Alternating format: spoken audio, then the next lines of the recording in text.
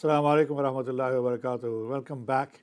After a very short interlude, after having started the program, very short interlude, as we had to go for a break.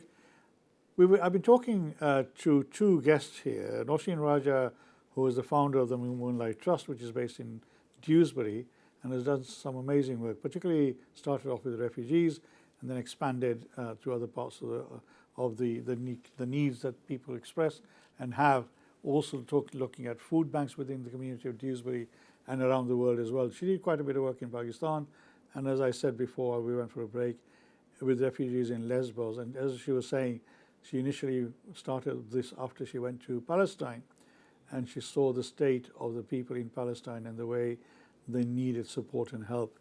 And then she's also now developed this another project called Green Deen, which is asking people to think about their roles and responsibility when it comes to being Muslims and our responsibility to the environment. So can I just, Famida started off talking about, so can I just say, Famida, welcome, thank you. Thank you. Now obviously you work very closely with Nosheen. Yes. And this Green Deen project, Yes. I mean there's lots of different projects going on. Now I've had people here from the Lake District on about 4 or 5 occasions, talking about the Lake Districts, the beauty of the Lake District, encouraging people to go to the Lake District, but also making sure that you are mindful of the beauty and the nature Allah has created. Now, your project is about educating people as well, isn't it? Yes. Yeah. So can you just explain that to her? Okay.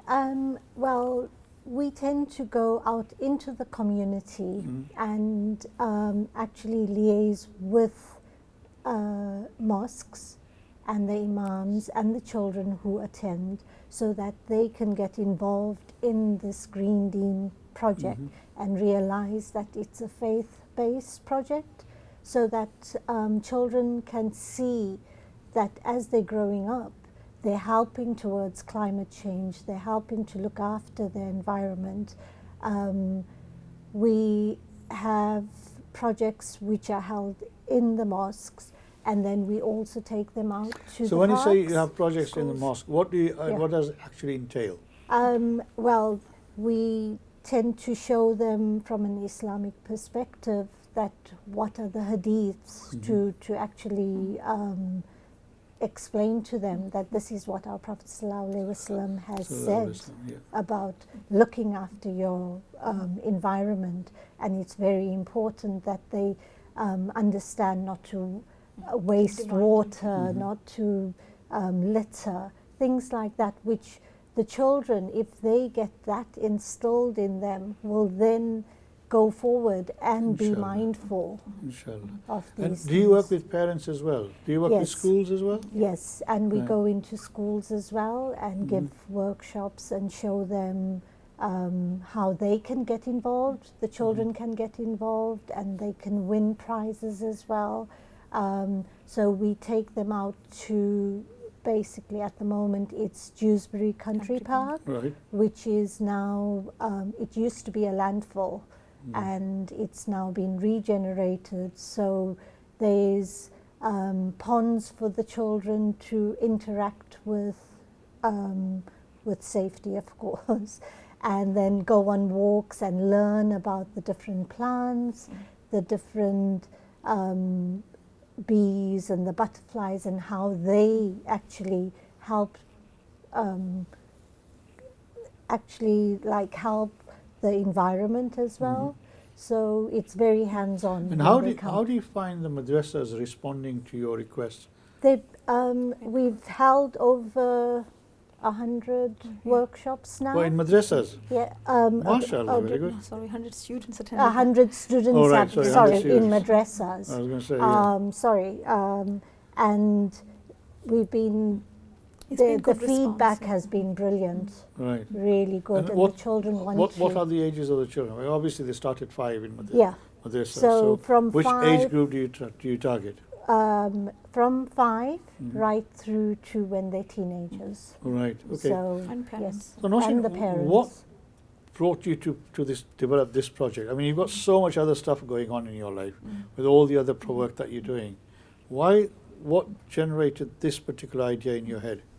You know, like many other people that we've all all have been worried about the climate over the last 10 years or 20 years or so. We are all aware of the gravity of the situation. But with Moonlight Trust, we wanted to develop something that would add real value and be, have substance and, offer something for the community that is missing. So when it comes to Green Dean, there's many meetings and boards that I was participating in, and there were discussions around that it has been recognized that, people from ethnic minority background, or, you want to call it from marginalized group, or, people who are like, from those areas, are often not contributing enough or participating in terms of engaging, protecting, preserving nature, right? So there was a question that how do we engage our community? And obviously me being person of color there, I was, giving ideas and suggestions. And, last 2 years or so, my health was quite bad, and I've myself have been looking in nature through a different lens. I've been reading different translations of Quran, and there's one which is Majestic Quran. And then, I did some courses or listened to some lectures from Sheikh Hakim Abdul Murad, where he talked about, like, this is a message that we are reiterating and emphasizing, that for us it's a divine duty, whether whether there is a climate crisis or not. 1400 years ago, that's what Green Deen is. Prophet ﷺ talked about this, that campaigns that are preaching today, that we are preaching today, that consume less, take what you need, protect, all those messages were embedded in Quran. And we've got the video to show people about the work that you've done in Dewsbury, for example. That's where the idea came from, by the way. So one of the things, obviously, is that, we know for a fact that, these are something that, we should be responsible for. But it's not necessarily taught in the madrasas. I can't remember being taught that, you have to look after the environment. Can we just show the video first? And then I hope you found this interesting so far. And if you want to call in, as you know, the number is 01274 214 299. You might want to share your thoughts and ideas as well. Now, this video shows, some aspects of the project. So I hope you find it. I'm sure you'll find it interesting. And then we'll come back and talk to you about some of the other issues that I'm particularly concerned about as well. So let's see.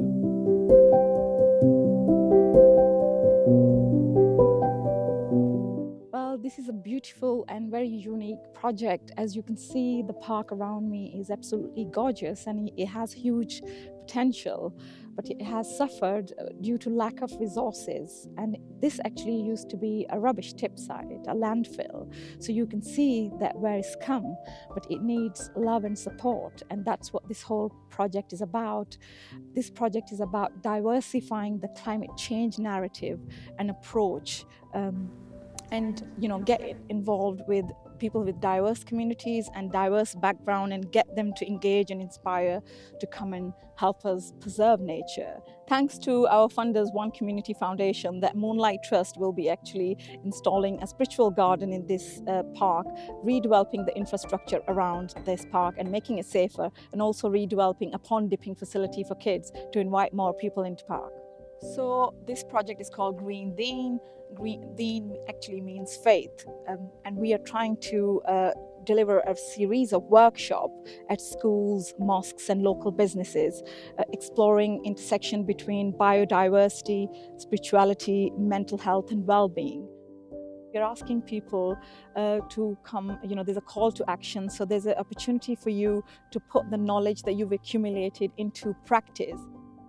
Believe it or not, Dewsbury Country Park, where we are now, used to be a landfill site where we used to dump all our rubbish. Over the last 10 years, it's been changed by the council with lots of nature and biodiversity, and it's doing pretty well. But what we want to do is to really make it into a space for the whole community. I think it's difficult for people living in places like Dewsbury and Batley to really recognise what we're talking about. We're talking about climate change and nature and biodiversity. Well, this place right here can be that thing for them.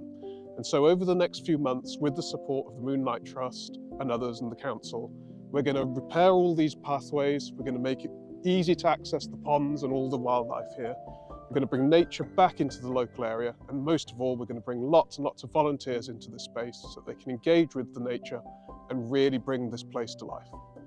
The main changes that we need to see here are we need more access into the space. We've got some lovely ponds and spaces for people to come and see the place. but it's hard to get around. So we're going to put in some bridges, some footpaths, so that you can get in and it's safe and easy to access. Now we know that there's a real connection between nature and space and also spirituality for the local community. So we want to create a spiritual walkway with information and signs about the biodiversity so that people can really engage with it. And finally, in the pond over there, we think that that could be a great space for young people, kids and local schools. And so again, we're going to put in a bridge, some walkways, some pathways, so that it's very easy to go in there and do things like pond dipping and spotting birds and other activities. And what we'd like the local community to do is actually come and join us. I mean, Moonlight Trust has over the last 10 years campaigned for human rights, social justice. And what we're trying to inspire and connect with communities and saying, well, what about the climate justice? Our life depends on it. And also to preserve this local treasure that we have here. I mean, I think there's a link that is missing and not many people are talking about this. There's a strong link between spirituality and climate change. And for people of faith, it's a divine duty, and being in nature and preserving nature is actually protecting the creation of God and beauty and serenity that is around us.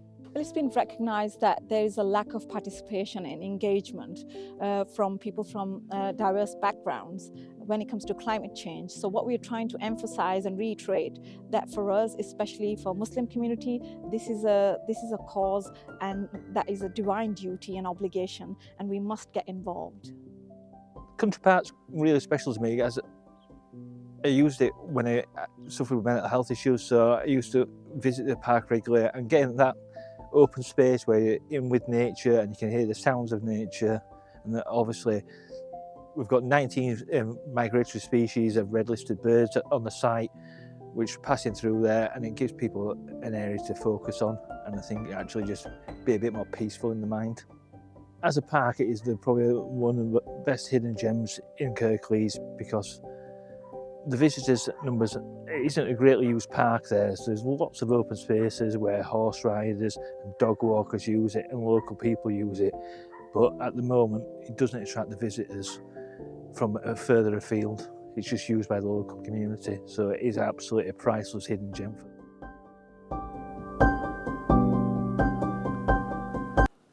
There you go. You've seen the video. I thought it ended a little earlier, but that is an amazingly fantastic project as far as I see it. And there's no doubt about it. As Nausheen said, it's part of our faith, part of our religion, part of our deen. And if you're going to practice our deen properly, then that is one of the aspects, in addition to all the other stuff that we are doing. But Nausheen, I mean, this is something that we can't get away from, and that is that I remember one of the Maulanas saying, it came from abroad. And he was saying that if you look at where our people live, and I mean people from the Asian subcontinent, you can actually tell the difference between a non-Asian area and an Asian area. And particularly people from India, Pakistan and Bangladesh, that the environment that they've created locally, you can easily see that they are definitely not practicing to be honest about their this. deen in the way they should. Yes. Why do you think that is? That I saw this lady one Ramadan. I was walking, and I saw this lady brushing her yard. It was a warm day, and I thought, Subhanallah, she's clearing up her yard. But instead of then collecting the rubbish that she was brushing up and throwing it in her own bin, she actually pushed it all onto the pavement. Now, to me, that is a huge guna as far as I'm concerned. Now, do you come across that quite often? I mean, I know you're not familiar. You're nodding your head there. Yes. Concrete gardens. Yeah. A lot of people. Hang on. People tend to have concrete gardens, put concrete in their and garden. rather than looking at keeping the actual trees, because that's what we need, and that's why we are actually looking at the younger children to teach them, so they can go back home and teach their parents as well. Like you say, we were not taught this in madrasas, which I think should definitely be on the curriculum. And how do you find parents react? I mean, like you say, concreting gardens is one of the big things that our people do. Yes. Right? Yeah, that is one thing. But then you have people like me. I have a garden. Yes. Which now I call it an area of outstanding natural beauty. As I'm getting older, I can't manage it. I'm having real difficulty in managing my garden. It's quite a substantial plot. So, you know, actually I'm going to put a notice up to say, if anybody is interested in adopting a garden, they can have mine. I will. So yeah, you can grow whatever you want there as well. But yeah, I mean, the issue about, you know, greening our communities. But before that comes cleanliness. Definitely. Now, are you doing anything around that as well? Yes. Well, they're doing that in the park, but the thing is that we looked at all the other local projects, and there were a lot of group organizing litter picking, right? So we wanted to, you know, as we are also doing that as part of this project, but we wanted to do more, you know, because there's organized by local councillors, you know, because it's kind of an activity that is easy to organize. You know, you ask people to pick, but this was what, you know, the workshops that we're delivering. We are helping kids and adults to develop a connection with nature through Quran and, you know, to divine. You know, we're saying, like, literally these are faces of God, the sun, the moon, the trees. It says, I mean, I fully again and understand again, that. Quran. I was talking to the So this is why we're focusing more on that. my friend Javed from Sadqa Jariya. Now, I don't know whether you know Sadqa Jariya people. They're also hosting a workshop for this. By And the way. they have this sort of group that goes and cleans the Qabristan, Yeah. the Dewsbury Qabristan. Yes, so there's a lot of. And there's a lot of work going on. But I don't think there's many people from our community engaged in the work that they do. And I'm sure they'd want to have those volunteers. So it's part of your work. Obviously, you target the young people, Yes. but you say you also work with teenagers as well. Yeah. Are you seeing more and more encouragement from teenagers wanting to participate in the activity that we were talking about? Yes, we've had from all different ages people who are coming back to us with great feedback and wanting to engage. And that's something also what you were talking about, cleanliness. That's something we talk to them about, because you should be proud of where you live and look after your areas, not expect someone else to do it. You can't just kind of shun your responsibilities, and that's what we're trying to get across to So them, and Nosheen, they are taking in the it on video, you board. know, you talk about wanting people to come and help and be part of this project. So what sort of support would you be looking for in terms of helping you to take the project to its next level? Alhamdulillah, so far, you know, we've had local businesses, from law firms to local schools to local mosques. Part of the objectives were to develop partnership with local organizations and get them involved. So alhamdulillah, nearly 400 people have already participated mashallah, in very these. good. And not just participated because, you know, that's why we just didn't say there's a call to action. We delivered a class, educational session, and then there was a call to action. We said, you can't just listen and learn and leave. You have to prove it, every organization. So then we organized these creative workshops which were in the park, where kids were like creating, you know, little creative storyboards, picking different berries, you know, picking plants. And we were talking to them, you know, what does it mean to be developing a connection with nature for us? And that is the remembering Allah subhanahu wa ta'ala. When you look at it, how many colors are there, you know, and notice that. And there's a video on BBC, you can watch that, and the feedback is there. And the kids were like, you know, over the moon. They were like, we just want to stay here. I mean, one of them said that, I want to live here and I don't want to leave.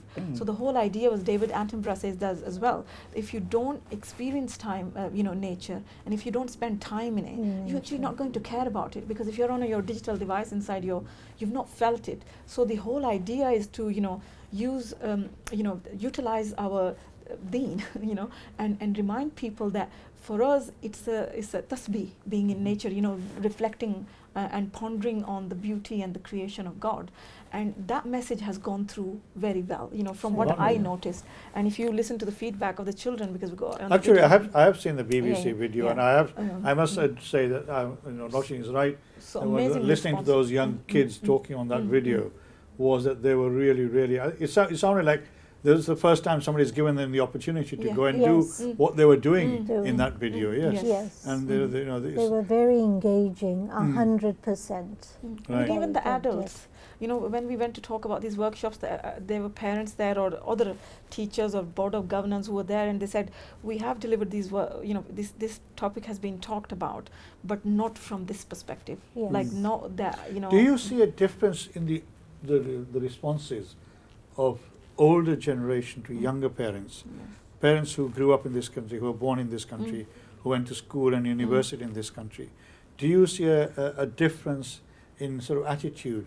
The younger parents are much more willing to bring their children out and allow them to sort of experience the stuff that you're doing compared to the older parents. Yes, definitely. But with the young generation, the way that we even older generation now, because the digital world has kind of hijacked us from experiencing these things. And what I see with older people is, like if you go into different gardens, you normally see older people working in the gardens or cleaning or doing those things. And we see less. So there's challenges with both, and older people prefer to live simpler life because they were used to those simpler lives, So it's all about your carbon footprint, like who's using how many digital devices and who's buying coffee cups and throwing them in the bin. So it's more. Can I ask you this question? Maybe you might not be able to answer it. My understanding, and I might be completely wrong. The consciousness of our community, particularly people in the ages of 50, 40, 50 onwards, is there such thing as carbon footprint as an issue for them?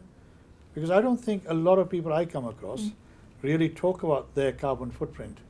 I think that's an issue that is sort of completely beyond their scope. I don't know. How have you found it? Yes, we have conversations with them, but even the older people that we know in our families and in our friends, they are not going out and buying 3 coffees a day and living that lifestyle or flying to different countries, and they are already the lifestyle they lead. They had a very simple lifestyle. Yes, that's fine. Yeah. The first generation that came here, the second generation, were basically interested in making money and sending it back home to the relatives. True. Okay, and that's what their primary objective was. Obviously, since then, the community has changed. And as I say, more and more young people need to be educated about what's happening around the climate change. We know what's happening. We need to do something about it. But do you feel that this consciousness that you have, Fahmida has, I have a little bit knowledge about, do you feel that level of attention or consciousness is there in that generation of people? Because that generation was discarding everything, right? And that's the reason why we see all the mess on our streets at the moment. I mean, I go for walks in the morning and I look at some of the streets and I think, oh my God, is this the street where Muslims live? Absolutely. I'm absolutely horrified at the state of that area. So is this because they don't care less about the environment, do they? I mean, I think it's lack of education. Basically, we've had access, and that's what we're realizing, that even the friends who weren't from Islamic background, when I was telling them the nature's mentioned nearly on every page of Quran, like they were kind of surprised because they've seen what you've seen, right? And they've seen that when an Asian family moves in, they put concrete in their garden, so they kind of wouldn't actually say it to you, but they were actually thinking, well, but I think it's that the education, the approach to education, and that's because we received that and we responded differently. And now that we're seeing that we're trying to give this access to this education in schools, in mosques, and we've seen there's an overwhelming response. So it's not that they don't care, it's just because the campaigns have often not been inclusive or not reached out to them, I mean, you talk about working with you talk about working with madrasas, right? And mashallah, obviously you've done well. But do you find that the madrasas in our community, particularly in our area, Batley, Dewsbury, etc., because they've got such intense sort of curriculums, and do they have opportunities? Do they have the time and the ability for you to come in and take half an hour, 45 minutes of the students' time? No, actually, I have to go with my experiences. So the ones that we approached, and they said we want to host like nearly an hour and a half long workshop in the mosque, and then they have to come to the park for the second one, and they all responded very well. It's almost like they were looking to do something for the climate, or maybe often they don't have the expertise within the organization, or like you're saying, the time, the challenges with kids and all. So they were like, took us with open arms and say, well, come, right. We're looking for this, right? We need somebody to come and deliver these, and we're doing it for free of cost as well. There's lack of, but for South Asian community. So if somebody who's watching this program is maybe involved in a madrasa, okay, and is hopefully encouraged by what you've said and what we've shown. I hope so. If they want to contact you, how can they do so? Well, info@moonlighttrust.org.uk, but you can Google Moonlight Trust. We are very active on social media, and there's a phone number on the website, so you can contact us any means possible, or reach out. Okay, Yes. so there you are. I'm sure there'll be parents out there who maybe want to ask their madrasas to look at this particular area as part of their teaching curriculum, because it's equally as important. Or there may be some ustads who might be watching this program as well, and they may want to sort of look at this and see how they can build it into their curriculum as well. I mean, I know the restrictions are that obviously madrasas are usually between 4:30 and 7:30, and parks are usually not open unless it's summertime, but at least you can have a start of a discussion and a conversation. Famida, I mean, you come from Africa. I noticed that very early because I asked you that before that we started. It was from your accent. Obviously, you grew up in a very process. I don't know whether you were born in Pakistan or not. Yeah, I was little when I okay. came. Right. So you came from Africa like I did. Obviously, very green in Zimbabwe. I was a neighbor in Malawi. I mean, in this country, obviously, we do have some amazing spaces as well. Yes. As I said, we've had several programs on the Lake District. People have come from the Lake District to show us what the Lake District is all about. And I used to go to the Lake Districts when my kids were young, nearly every year, because I loved the Lake Districts. Now, what sort of brought you into this project to say, I want to be part of this?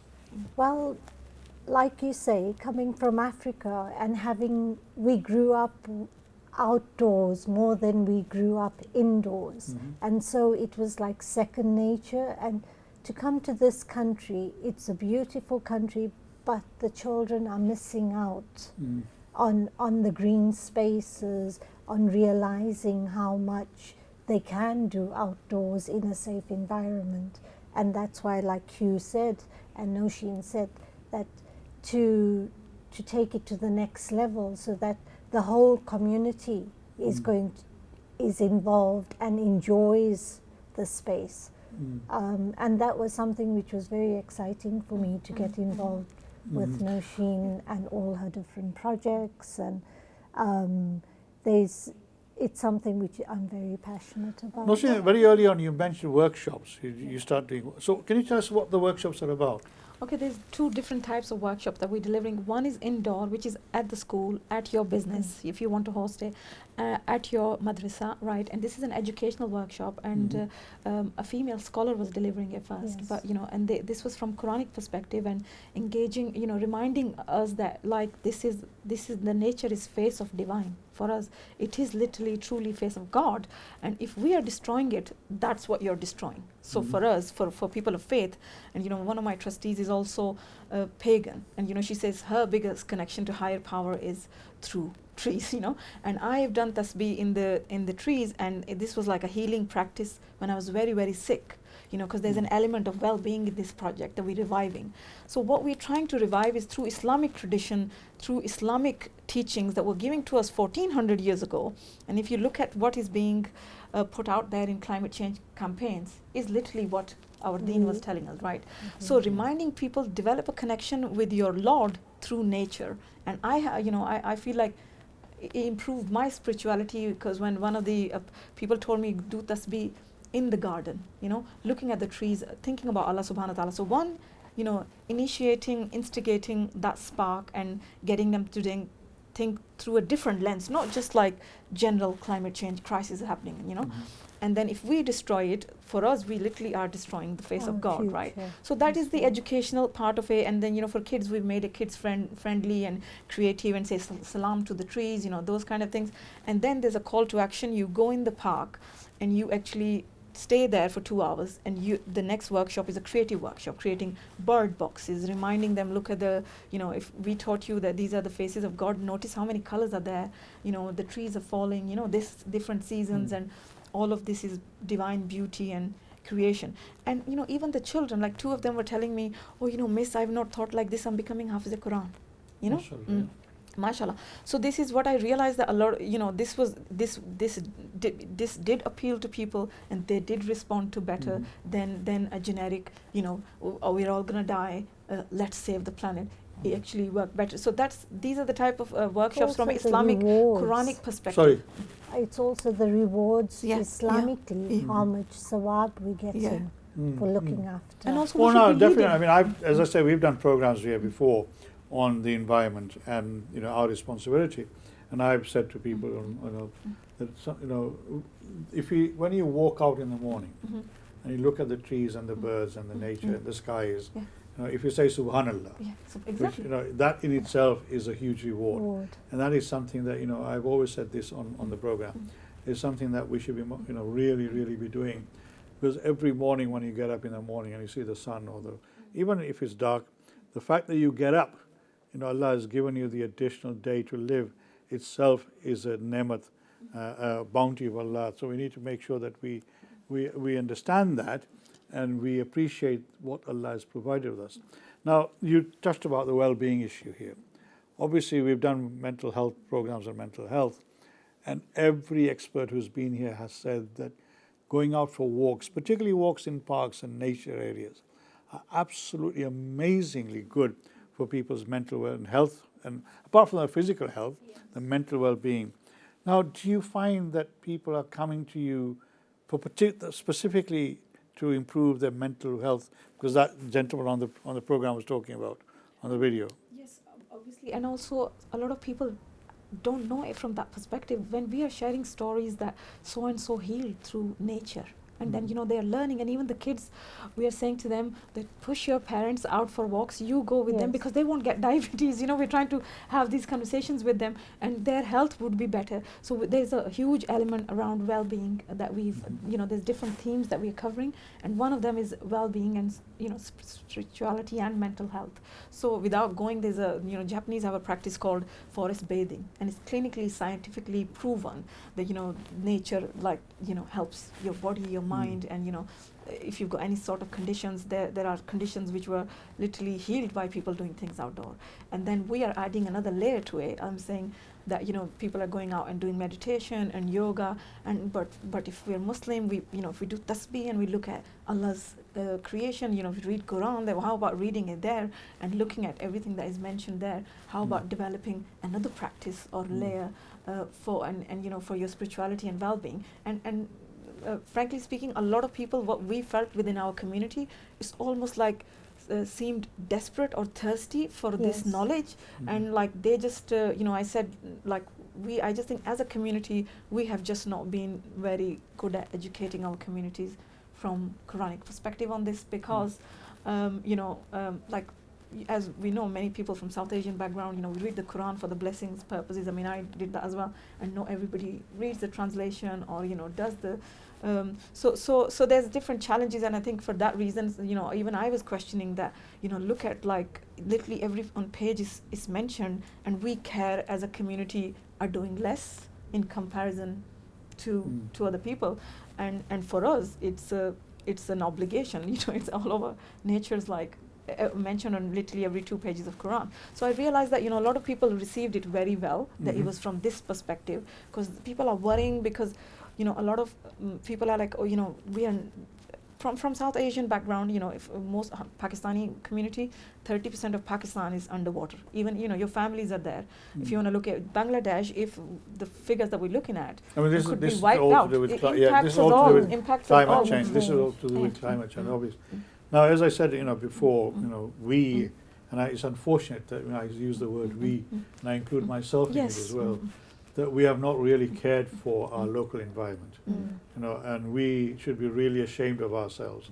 So I would urge anybody and everybody who's watching this program that tomorrow, inshallah, if you make one intention after you've made namaz and everything else, that you will look around your own local environment and try and see how you can help clean it up and make it more nature friendly as well. I mean, I go out of my street, I take a big sort of bin with me, and I pick up litter outside my house and make sure that that it's clean as much as possible.